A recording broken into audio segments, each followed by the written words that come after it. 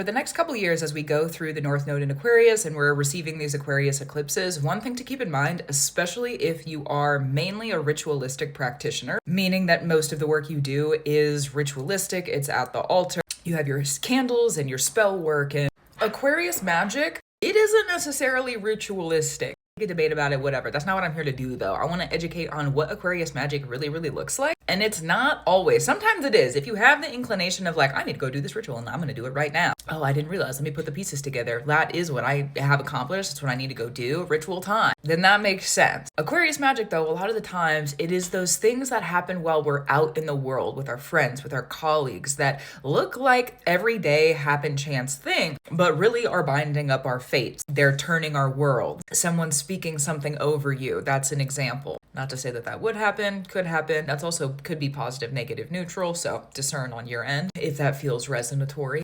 It's the pathways that you take to get home. Are you taking the normal route or are you taking a different route? It's the gossip. It's what you're eating for lunch. Did you bring lunch or are you going to eat lunch out? Who are you eating with? How did the conversation go? Aquarius magic is like magic that happens out in the real world that doesn't really look like magic. So therefore, the ritualistic aspect of things, it isn't always strongly as tied to Aquarius. It has a lot to do with prophecies, the creation of prophecies, the completion of prophecies, realizing that you're seeing a pattern and it makes sense. Synchronicity is the way that people track like angel numbers, very Aquarius. What color are you wearing today and why are you wearing that? All of those sorts of things, very ecliptic Aquarius related. So especially if you are someone who is used to working really only with rituals, start looking for that magic out in the world every single day. Don't drive yourself like super insane about it, right? Keep grounded. And the way that Aquarian magic works is if you know that it's important, I know that that thing that that person just said is relevant to the stuff that I am doing in my work. Oh, I know that that thing that I just saw, that I just passed by, definitely relevant. Oh, okay, this whole conversation, yeah, definitely relevant. The things that you don't have a knowing about normally will not be included in this kind of magic. However, something to note, to look at, to pay attention to. You may find yourself also pulled away from ritualistic magic just a little bit while these Aquarius eclipses are happening and pulled more out into the world to do work.